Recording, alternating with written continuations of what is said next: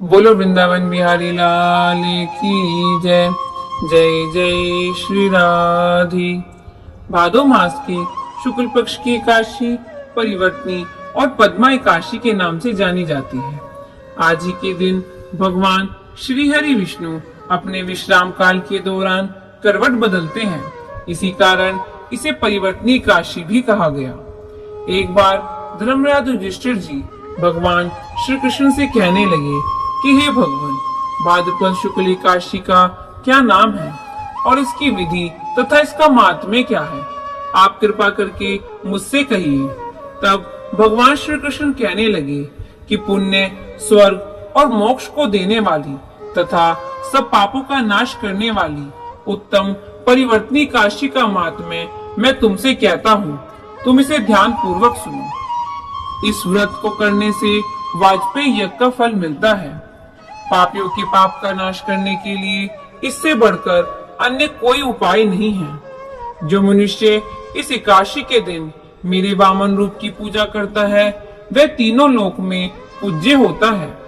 भगवान श्री कृष्ण कहने लगे कि हे राजन, अब मैं तुम्हें इसकी एक पौराणिक कथा सुनाता हूँ, इसे तुम ध्यान पूर्वक सुनो। त्रेता युग में बलि नामक एक दैत्य था। वह मेरा परम भक्त भी था। विविध प्रकार के वेद स्तोत्रों से मेरा नित्य पूजन किया करता था और नित्य ही ब्राह्मणों का पूजन तथा यज्ञ के आयोजन भी किया करता था। लेकिन इंद्र से द्वेष के कारण उसने इंद्रलोक तथा सभी देवताओं को जीत लिया। इसी कारण सभी देवता एकत्र होकर सोच विचार कर भगवान श्री हरि विष्णु के पास गए। बृहस्पति सहित इंद्रादिक देवता प्रभु के निकट जाकर नतमस्तक होकर वेद मंत्रों द्वारा भगवान का पूजन और स्तुति करने लगे। उनकी इस विपदा को दूर करने के लिए मैंने वामन रूप धारण करके 5वां अवतार लिया और फिर अत्यंत तेजस्वी रूप से राजा बलि को जीत लिया।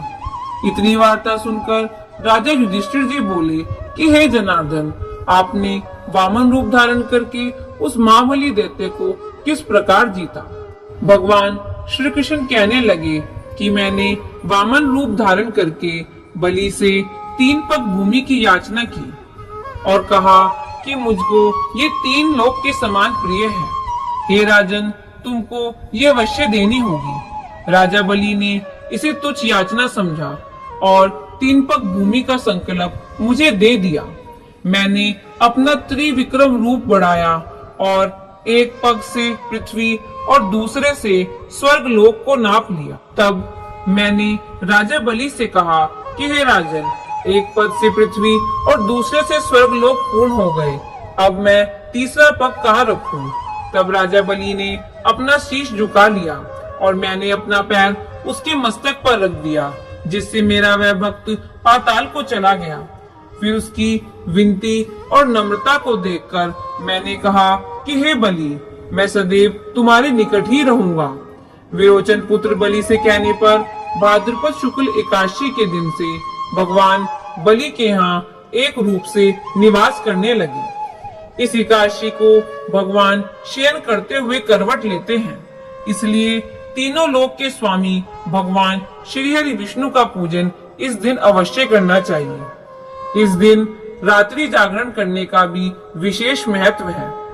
जो भी विधि पूर्वक इस एकादशी का व्रत करते हैं वे सभी पापों से मुक्त होकर स्वर्ग में जाकर चंद्रमा के समान प्रकाशित होते हैं और यश भी पाते हैं। जो पाप नाशक इस कथा को पढ़ते या फिर सुनते भी हैं, उनको हजारों अश्वमेध यज्ञ के बराबर फल की प्राप्ति होती है। बोलिए वृंदावन बिहारी लाल।